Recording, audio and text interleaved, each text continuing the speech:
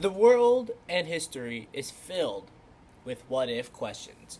For example, what if Hannibal decided to go for Rome during the Punic Wars? That is a big what if. Another what if is what if the Confederates won the Civil War? What if I was a better student? I'm just kidding. But there is what if questions in every single aspect of life, and especially my favorite sport, college football. So that's what we are going to go over today in this video. We're going to give you my top 10 what ifs in college football history. What if questions that, if they happened, they would have changed the whole landscape of college football as we know it today. Just so you guys know, this will be a two-part video, just so this video isn't an hour long, and I don't want you guys sitting here for forever. So I'm going to do the honorable mention through 10 through 6, and then my part 2, I'm going to do 5 through 1, just so we get that out of the way. But other than that, let's get right into it. Okay, just like I did for my NBA video, I tried to find more underground ones, and I feel like this is more underground than the NBA one. The NBA one has some obvious ones. These ones I've never heard of before, so this is going to be very interesting. So as always, we always start with an honorable mention, and this honorable mention is what is my favorite team, actually, the Ohio State Buckeyes, if you guys didn't know. But my first what if Jim Tressel never got fired? If you guys didn't know, Jim Tressel was the head coach for the Ohio State Buckeyes from 2001 to 2010. He won one national championship, and he went to two others in 2006 and 2007, where we lost both. But still, if you make it to a national championship, you are still insanely good. I believe he had a good record against Michigan as well. I think he went like 9-1 or something like that, so that is also very impressive. He had amazing players. He had Heisman winner Troy Smith, Ted Ginn Jr., Maurice Clarett, Terrell Pryor, A.J. Hawk, James Laurinaitis, Dan Herron, and many others that I'm not saying. But at the time, especially in the 2000s, by rule, the NCAA players cannot make money based on their name, image, or likeness. That is a big no-no. That's how you get the Reggie Bush situation. In 2009, 5 Ohio State players, including quarterback Terrell Pryor, traded memorabilia for discounts on tattoos because, of course, they didn't have any money. They were college students. And Tressel was asked about this, and he dismissed the whole thing, saying he didn't know what was going on. After investigation, it turned out Tressel knew the whole time, and he was forced to resign in 2010. So that is pretty much the whole Jim Tressel Ohio State situation wrapped up in a nice little bundle. Would Jim Tressel still be the coach at Ohio State if he didn't get fired? What does Ohio State look today? You know, are we still a powerhouse? Are we a bottom feeder? Like, where does Urban Meyer go? I don't think we're going to get rid of Jim Tressel, so Urban Meyer doesn't go to Ohio State. Where does Urban Meyer go? So many questions that we will never answer. We will never get to answer. I think Jim Tressel, is a politician for Ohio now. So, yeah, that is my honorable mention. What if Jim Tressel never got fired? Okay, now going into the top 10. At my number 10, what if Reggie Bush didn't lateral the ball in the 2006 Rose Bowl? If you don't know this game, I guess I'll give you a quick contest. The 2006 Rose Bowl, it's considered the greatest college football game of all time. College football has been around since the 1800s, and this is, I hear this game out of multiple fans that this is the best college football game of all time. It is undefeated Texas with Vince Young and others. I kind of forgot the roster, and you had undefeated USC with Heisman-winning running back Reggie Bush, Matt Leinart, Pete Carroll at the head coach, and USC is coming in with a 34-game win streak. 34. I think that's 3 seasons. Texas looking to stop it from becoming 35. At the start of the second quarter, I'll have a video playing. At the start of the second quarter, USC is up 7-0. I believe they're at their own 45-ish. Matt Leinart on third down throws a screen pass to Heisman-winning running back Reggie Bush. Reggie Bush passes the 50, and he's super fast. He runs all the way down to the Texas 20. He senses danger, though. the secondary is starting to get to Reggie. So what does Reggie do? Instead of going down, he tries to lateral it to his teammate who is not paying attention. His teammate, of course, doesn't expect it. It bounces off his hands. It falls on the ground. Texas pounces on it. Later that same game, Texas would win that Rose Bowl 41-38. I still don't know why Reggie Bush decided. I guess I get why he decided to do it. He thought it would have been a very cool play, and it would have if it worked out. But you should just go down at that point, man. Like, stop trying to force it. Like, your team didn't need that. You guys were already at the 20. If USC scores on that drive, and if it's a touchdown, USC wins. Plain and simple. Even if they score a field goal, the game goes into overtime. And this brings us up some what if does Pete Carroll not leave for the NFL if he loses this game? If he doesn't lose this game, like, that's one. Do we hear the name Vince Young again? Because when people hear the name Vince Young, they think of his game-winning touchdown against USC. But if it wasn't a game-winning touchdown, we don't know who Vince Young is. Well, Texas fans know who he is, but, like, you know what I mean? Like, does USC become to go on a big dynasty in college football? They are very good this year, but what if this could have been the biggest win in program history? Like, but yeah, that is my number 10 spot. What if Reggie Bush didn't lateral the ball in the 2006 Rose Bowl? Okay, coming in at my number 9 spot, we have, what if Michael Taaffe was called for targeting? For context, of course, it is the 2025 College Football Playoff. It is the Chick-fil-A Peach Bowl, to be specific. Arizona State Sun Devils, in their first College Football Playoff appearance, are facing off against Texas, who are heavy favorites. I remember I was watching this game. Texas was up for pretty much most of the game, but ASU came back. At their own 38-yard line, the game is tied at 24 with 1 minute left. I think it's like a 3rd and 12. Sam Levitt, who is autographed right there, autograph card Sam Levitt, love that guy. Sam Levitt checks it down to his running back Melquan Stovall just to get some extra yardage. And Melquan Stovall turns around and is immediately met by safety for Texas, Michael Taaffe, hits him in the head first, and Stovall goes, like, unconscious as soon as he gets hit. He literally lies on the floor unconscious. This should have been called targeting. It was helmet-to-helmet contact.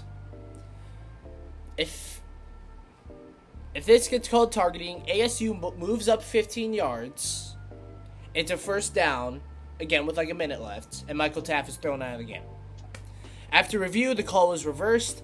ASU is forced to punt, where the game went into overtime, where Texas would eventually win. I still think about this call daily.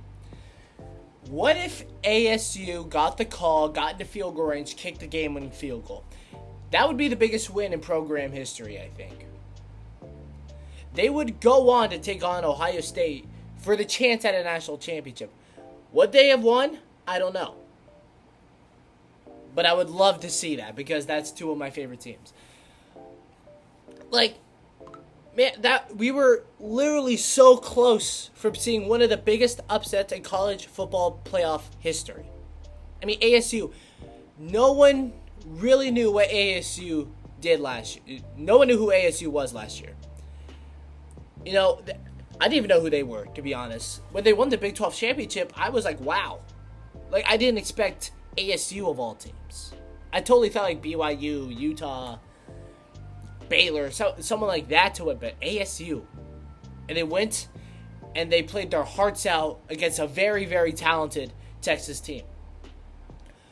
Of course, this is too young, too recent to tell in recent history, of course. But would college football look at ASU and Texas differently? Like, you know, obviously it's too early to tell, but what would they look at? how would they look at ASU and Texas? Do they think Texas is big frauds now, or do they think ASU is the new bright shiny thing in college football? But yeah, that is my number 9 spot. What if Michael Taft was called for targeting? Okay, coming in at number 8. What if Kalen Bullock and Jalen Smith tackled Cam Rising? Okay, for context, the year is 2022. It is a Pac-12 conference matchup between Utah and USC. I believe both teams were ranked. I think I think USC was like top 5, maybe, and Utah was like 20 or something like that. USC is undefeated, while Utah already has 2 conference losses. Meaning, if they lose this game, they do not make it to the Pac-12 championship. Time winding down in Utah is down 1 touchdown. They drive all the way down the field and they score it. Utah decides to go for 2 and tie the game.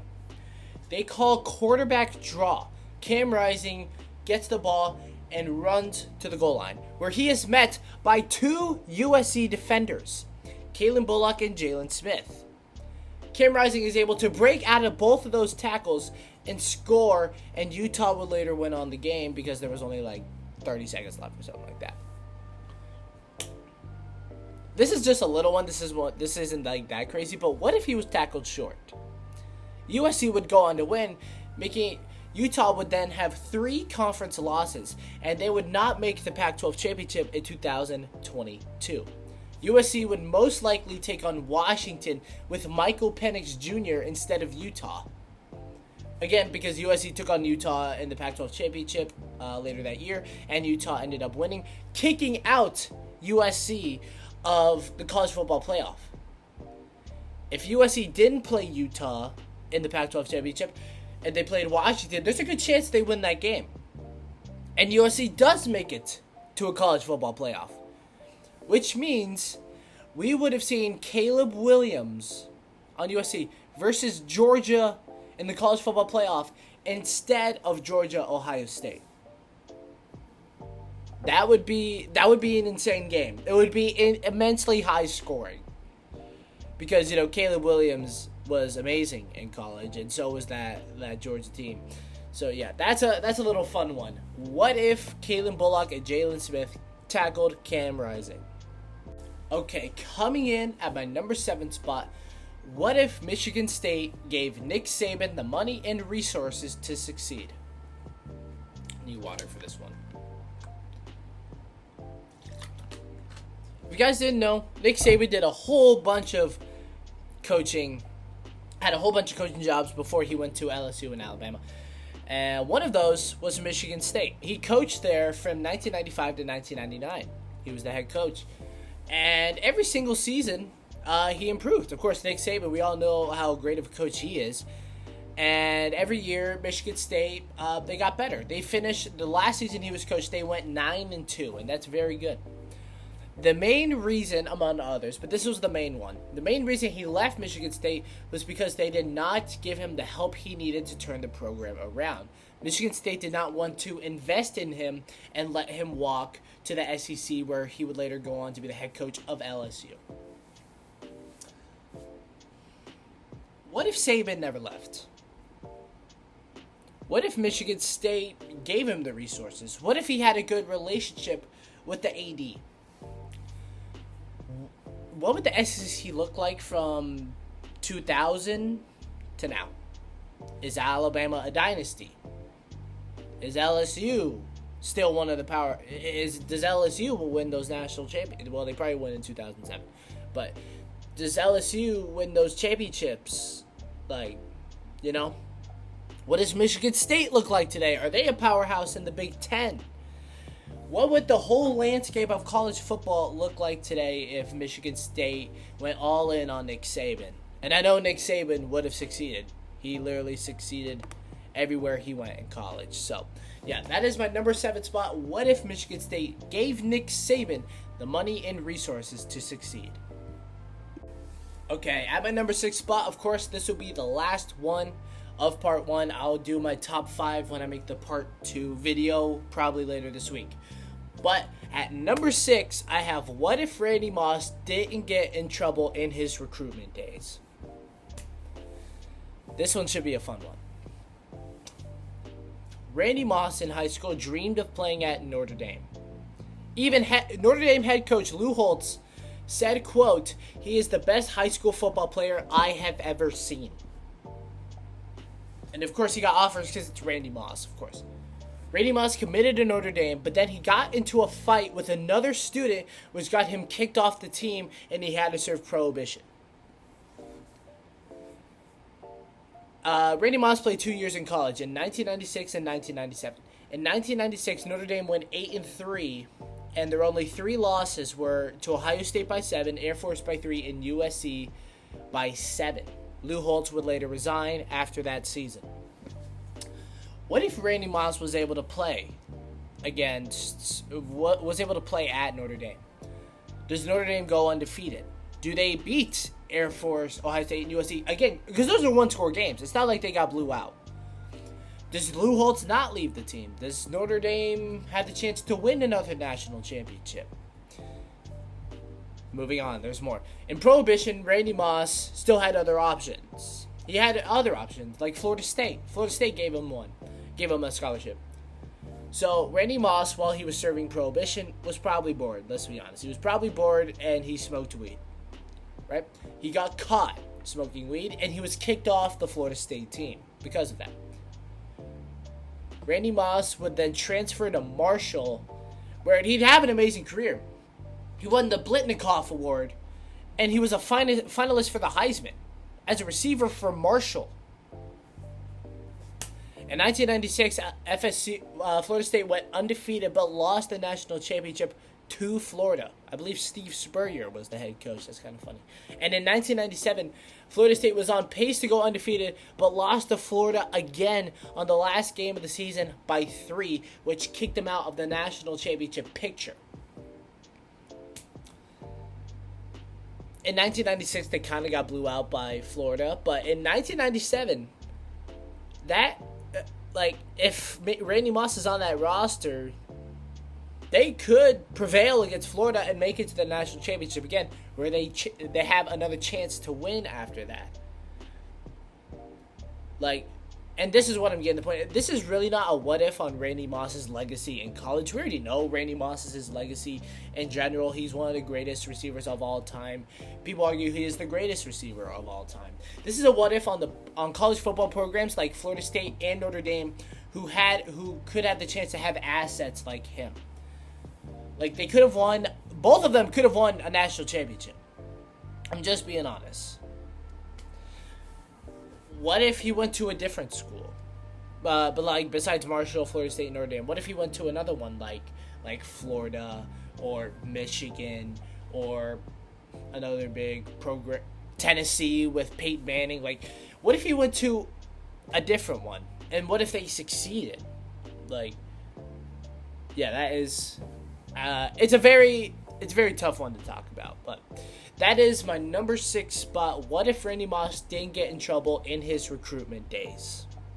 Alright guys, and that is going to be the video. I want to thank you, of course, for watching. This was definitely a fun one to make. And the top 5. I have some bangers here in the top 5. I really like how I did this one. But you're going to have to wait a little bit. But as always, thank you for watching me. And as always, be safe, folks.